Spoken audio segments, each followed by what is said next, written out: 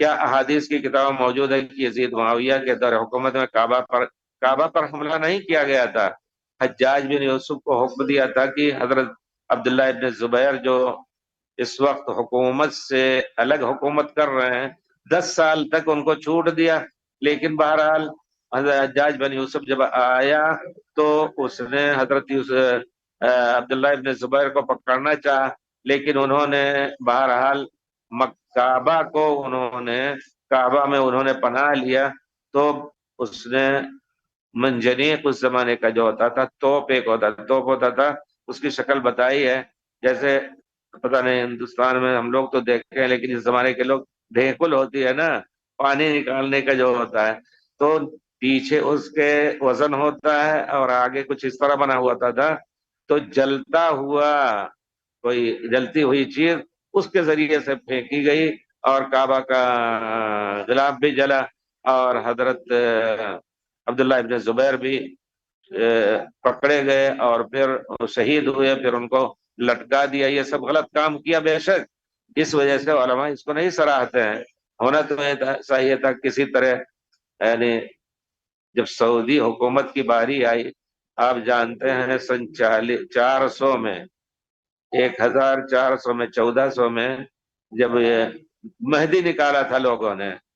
تو حکومت نے جلدی نہیں کی، 15 دن تک ہم جانتے ہیں حرم پاک میں نماز پڑھنے کا موقع نہیں ملا ہم لوگوں کو، اور بڑے ہی انداز سے انہوں نے ان کو پکڑنے کی کوشش کی، چاہتے تو فوج داخل کر کے، ٹینک داخل کر کے اور سب کو قتل کر دیتے، نہیں، اوپر وہ لوگ بیٹھ کر کے وہاں سے مارتے تھے، خاص طور پر پولیس وغیرہ، لیکن انہوں نے بڑے ہی اچھے انداز سے ان کو گھیرا، نکالا، الحمدللہ۔ ہم چاہتے تھے کہ حجاج بن یوسف بھی اسی طرح کرتا۔ تو کہنے کا مطلب ہے کہ حضرت عبداللہ ابن عمر کو دیکھا، دوسرے صحابہ کو قطعاً دیکھا ہوگا کافی، حضرت عبداللہ ابن عمر چھوٹے صحابی تھے، ان کو بھی دیکھا تھا یا نہیں دیکھا تھا؟ تو اور دوسری بات آپ کہہ رہے ہیں کہ کیا یہ صحیح ہے کہ یزید ابن معاویہ ہم آپ کو نصیحت کریں گے کہ آپ اگر اس قسم کی غلط روایتیں پڑھنی ہو تو مولانا مودودی کی کتاب خلافت ملوکیت، اس کو آپ کہتے ہیں حوالہ دیجئے، تو ہم حوالہ اسی کو جانتے ہیں، ان سے لیجئے حوالہ۔ اس میں ذکر کیا انہوں نے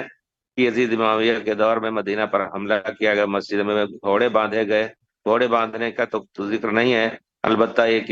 کتنے صحابیات کو قتل کیا گیا، اور مدینے کو 3 دن کے لیے یا کتنے دن کے لیے بالکل حلال کر دیا گیا، اور اس میں صحابیات کتنی ناجائز نطفے سے حاملہ ہوئی، یہ سب قصے وہی لوگ ذکر کر رہے ہیں، پورے طور پر جھوٹے قصے ہیں تاریخ کے۔ آپ کا سوال ہے کہ صحابیات کو شہید کیا گیا، اس کا حوالہ درکار ہے تو میں کہوں گا کہ آپ جا کر کے مولانا مودودی کی کتاب دیکھیے، ہو سکتا ہے وہ حوالہ مل جائے، یا پھر آپ بدایہ و نہایہ پڑھیں،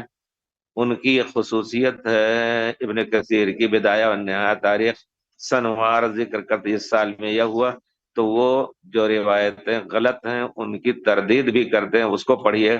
اور ادھر ادھر کی اگر پڑھنی ہے تو یہ جو مولانا مودودی نے ذکر کیا ہے، اس میں جو حوالے ذکر کیا ہے، تبری کا بھی حوالہ دیا ہے، حالانکہ تبری کا بھی انہوں نے جو کچھ سنا اس کو نقل کر دیا اپنی سند سے، اور ہم الحمدللہ طلبۃ الحدیث اس کی تحقیق کر کے کہہ سکتے ہیں کہ یہ غلط ہے یا صحیح ہے۔